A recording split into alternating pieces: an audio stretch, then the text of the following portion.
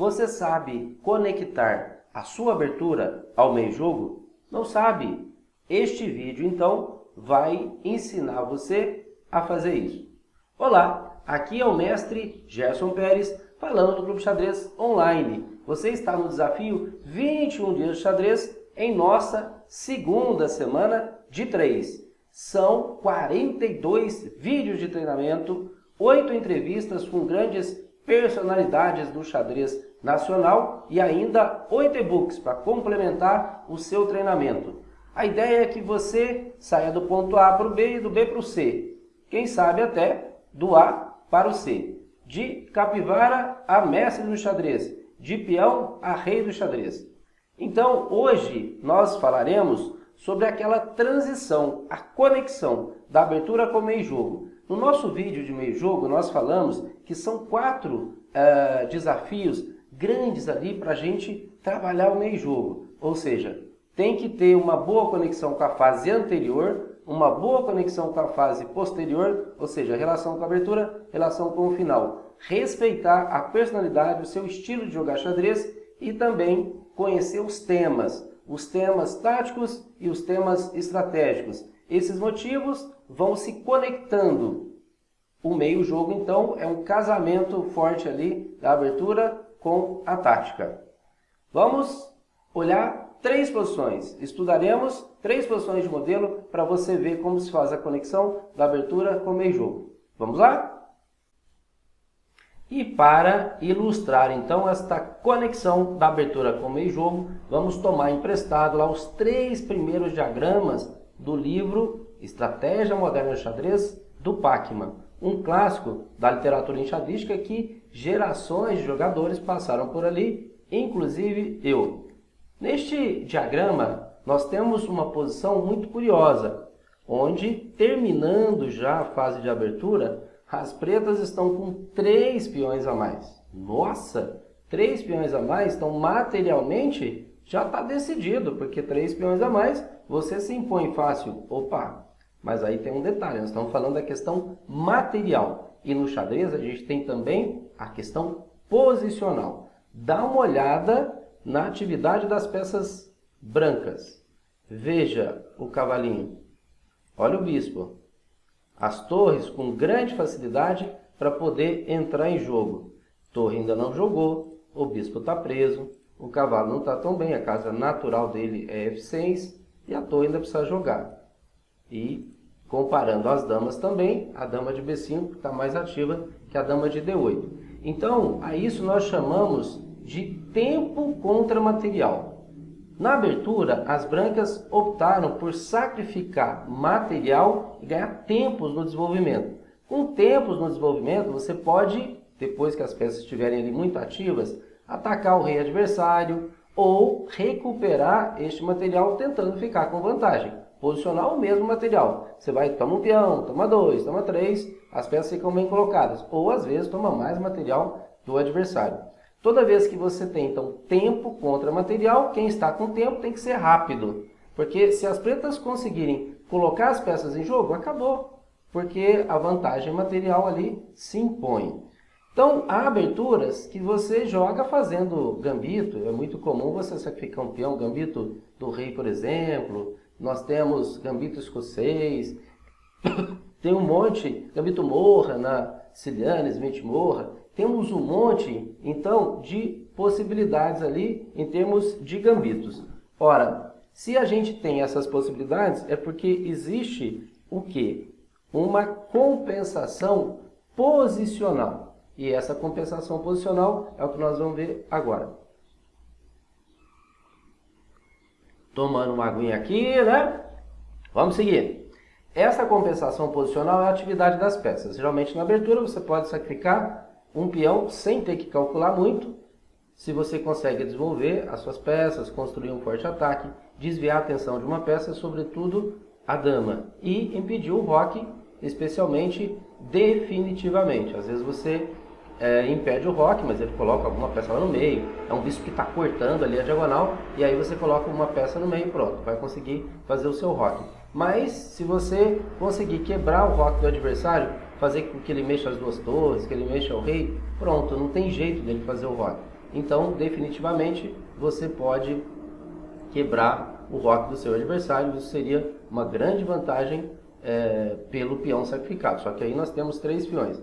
E o Pacman fala que essa posição é possível jogar de ambos os lados, só que com estratégias, com planos diferentes. Então nessa chegada agora do meio jogo, nesta transição, abertura meio jogo, as brancas poderiam já retomar um peão. E retomando esse peão, está com 2 e gera ameaças aqui, ó.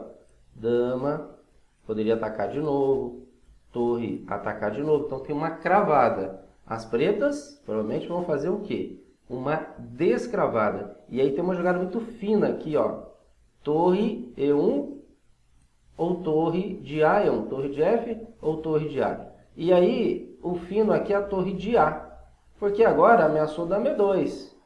E se joga esse, a gente poderia passar esse cavalo. Vai ter um número maior de atacantes. As peças do adversário estão lá presas. Então, o que a gente teria que fazer? Tirar, por exemplo, esse cavalo para G6, para C6. E com isso, toma e toma? Não. Agora você vai fazer o tema do desvio. Então, quando você tem as peças melhor distribuídas no tabuleiro, elas têm maior facilidade, então, para atacar o adversário. E aqui, tomou o bispo, leva mate. Se tomar aqui embaixo, o bispo toma, torre, bispo toma, torre toma, rei toma, cavalo toma. Então, é um final difícil de jogar aqui, porque a dama vai estar muito ativa e as peças das pretas totalmente paradas. Então, as ameaças brancas, das brancas já são imediatas, é para agora.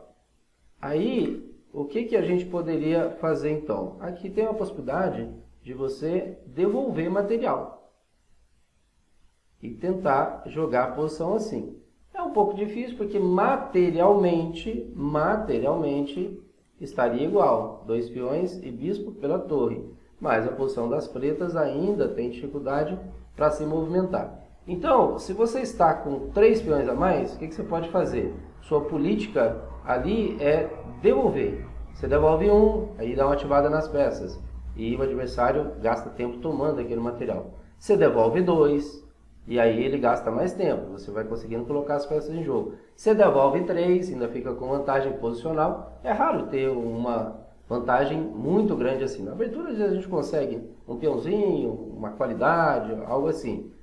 2, 3 peões já é mais difícil. Então esse aqui é um caso extremo para ficar mais patente essa ideia do material.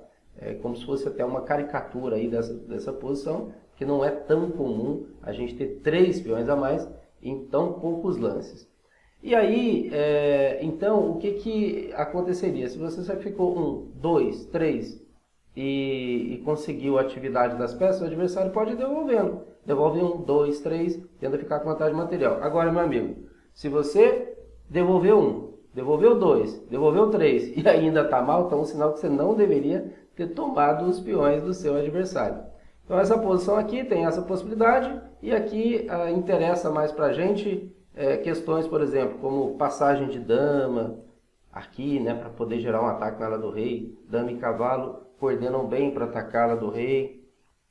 Posições para atacar o roque. Então atividade da torre, atividade desta torre aqui, né, que pode ser C8, pode ser também D1. E as pretas tentar desenvolver as peças, B6, bispo B7, cavalo C6, torre E8, torre C8. Então, se conseguir colocar as peças em jogo, pronto. Está tudo certo. Agora, esta posição, então, apesar de lá no livro falar que é possível jogar para ambos os lados, tem uma preferência aqui, brancas, até a indicação do computador, que o branco estaria um pouquinho melhor. Está com vantagem aqui por volta de 1 ponto. É claro que tem 3 pontos, o computador está descontando 2 pontos, né, de material e está ficando com 1 ali ainda de vantagem, ok? Então, desconta 3 pontos, né, do material, ainda fica um de vantagem, ou seja, ele está olhando a questão comprometida posicionalmente do adversário. Vamos para o próximo diagrama. E aí nós temos uma Ruy Lopes da variante aberta, aquela que se toma em E4. Se naquele primeiro diagrama o que ditou o plano para a gente, né? O que levou a gente lá para o meio-jogo e as perspectivas dele, a conexão era, um valorizava o material, outro valorizava o tempo. Todos são temas. Então aqui é um tema. Qual que é o tema aqui? O tema é estrutura de peões. Veja, apesar de ter a mesma quantidade de peões, as brancas têm distribuição de peões diferentes das pretas. Na ala da dama, as pretas estão com 4 contra 3. Se a gente olhar do lado do rei, o branco tem 4 contra 3. Então, quem tem 4 contra 3 na ala do rei, vai apostar mais no meio jogo, manter as peças ali para poder atacar, porque é a ala do rei. O adversário está ali, os dois fizeram um lock pequeno. Se for a ala da dama, vai tentar trocar peça e jogar um final. Tá vendo? A posição é jogável para ambos os lados, só que com perspectivas, com ideias diferentes. Um quer apostar na ala da dama, outro quer apostar na ala do rei. Então, já na abertura, você já tem uma perspectiva para a fase seguinte, o meio jogo. E aqui até, né, sobre o ponto de vista das pretas, buscaria-se até um final. Então, na abertura, você já tem uma perspectiva até para um final de jogo. Aqui, o que a gente poderia fazer? Completar o desenvolvimento. Essa é a única peça que não saiu. Cavalo A5. Por que esse cavalo A5? Não é só para poder tomar aqui, não. A ideia é trazer esse peão para C5. Juntar aqui, conectar esses peões, voltar o cavalo para um dia você conseguir fazer o D4 e criar o seu peão passado, que tem muita força no final. Aqui, então, o que a gente poderia fazer? Bispo C2. Professor, mas não dá para jogar cavalo C4? Ah, mas aí joga dama D3, né? Gera um ataque lá e depois volta o bispo e defende. Então, ganhar material ou ficar com um par de bispos aqui não vai. O máximo que pode acontecer é depois trocar os bispos de casa branca depois de G6. Aí, o que acontece nessa posição? Os pretos precisam aí terminar o seu desenvolvimento. Torre de F também lá em E8. B3, bispo G4, bispo F4. Os pretos poderiam tomar aqui, né, se jogasse dessa forma. E é possível jogar de um outro jeito? Podemos jogar aqui de forma a complicar o jogo. Ó. Cavalo G5, se tomar de bispo, toma de bispo também. Então, tá vendo? Tudo mirando para lá do rei. G6, e aí a gente vai gerar ataques aqui. Por exemplo, um F3, e aí voltaria o bispo lá. Então, tudo focado para lá do rei, o branco, e as pretas na ala da dama. As brancas tentando ali gerar debilidades, ó, já promoveu um avanço aqui, já tem problemas nas casas pretas. O que interessa para a gente? Cada posição, né, vão ter lances diferentes, isso não é o mais importante, fazer análises aprofundadas agora. O importante é você entender que cada abertura tem o seu plano, tem a sua perspectiva para o meio-jogo, já tem uma conexão, uma ligação com o meio-jogo. No primeiro diagrama, um apostava no material, outro apostava no tempo. Aqui nós temos estruturas de peões, um aposta na ala do rei, outro aposta na ala da dama. Próximo diagrama. Isso aí já é uma siciliana, onde as brancas rocaram grande e as pretas rocaram pequeno. Aí a gente já tem o nosso plano para o meio-jogo. Se um lado rocou na ala da dama, outro rocou na ala do rei, os peões estão em casas, então os 6 estão em lados diferentes, aí a gente vai poder pegar esses peões e mandar tudo para cima. F3, G4, H4, H5, volta o bispo, vai G5 e G6. Vai atacar tudo ali na ala do rei. E as pretas? Mesma coisa, só que na ala da dama. A6, vai fazer dama C7, B5, B4, A5, A4, até chegar em B3, sacrificando mesmo os peões. Como o branco vai fazer o sacrifício lá, em G6, e as pretas aqui. Então, por exemplo, nessa posição, F3, aqui A6. Rei B1, toda vez que você rocar grande, é bom você fazer Rei B1. Aqui numa siciliana é mais importante ainda, porque as pretas estão com essa coluna C semi-aberta. Vai ter uma pressão por ela. As pretas vão jogar na ala da dama. Na siciliana já é natural assim, aqui ainda mais porque o rei das brancas está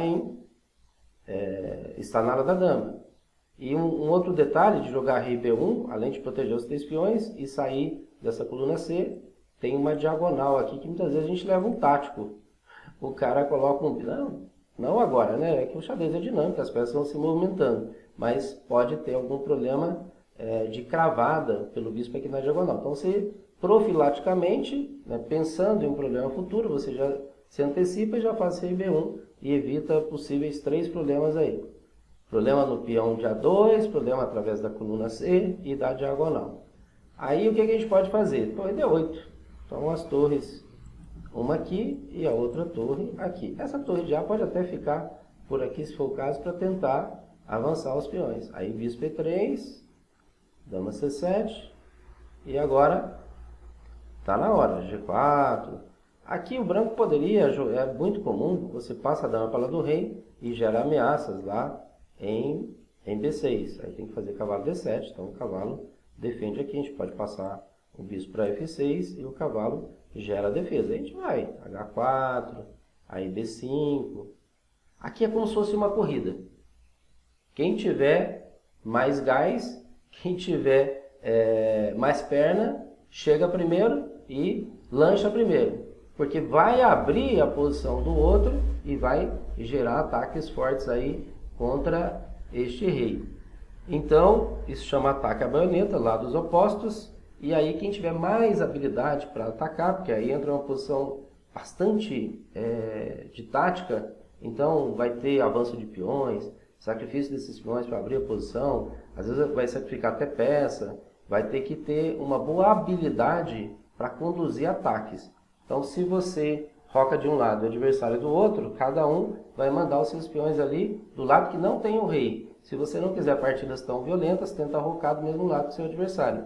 O roque mais comum é o pequeno, você roca pequeno também. O adversário rocando grande, você busca rocar grande. Não tem jeito de gerar grandes ataques ali, por quê? Porque se você avançar com os peões na frente do seu roque, antes de você atacar o seu adversário, você já está com a posição comprometida, o seu rei vai estar aberto. Tem posições que geram ataque assim, sim, mas posições onde o meio do tabuleiro ali está fechado e você tem circunstâncias especiais, como um rei fianquetado, numa defesa, o bispo fianquetado, por exemplo, numa defesa índia do rei, onde esse bispo ajudaria ali a proteger esse rei, especialmente o centro fechado. Se você começa a atacar nas alas, o centro aberto, o adversário rompe o centro e a passagem pelo centro é mais rápida. Temos então 3 exemplos aí. Este último foi ataque à baioneta, lados opostos. O segundo, você tem estrutura de peões, definindo o que fazer ali para o meio jogo, e o primeiro tempo contra material. Tem dezenas destes exemplos. Sugiro então você pegar um livro como Estratégia Moderna, do Pachmann, o livro Xadrez Vitorioso Estratégias, lá do Seirawan. São livros que, apesar de ser de estratégia, trabalha muito ali o meio jogo. Muitas posições jogadas ali são de meio jogo. Então tem essa transição da abertura com o meio jogo. Você vê essa passagem. As partidas vão sendo comentadas e vão sendo conectadas, então, a abertura com o meio jogo. Então, não basta só colocar as peças em jogo. Você tem que ter a perspectiva da fase seguinte. Para, naquela corrida, né, que nós falamos ali de atletismo, de revezamento, um poder passar o bastão para o outro em boas condições. Você fazer a transição da abertura para o meio jogo em boas condições. Continue acompanhando aí os nossos desafios, nosso desafio 21 dias de xadrez, e você pode sempre interagir com a gente aqui, fazendo comentários, sugerindo ali temas para os próximos vídeos e comentando aí o que você achou desse vídeo, se você tem dificuldade nessas posições, se tem facilidade, se faz bem aí a sua transição da abertura para o meio jogo, ok?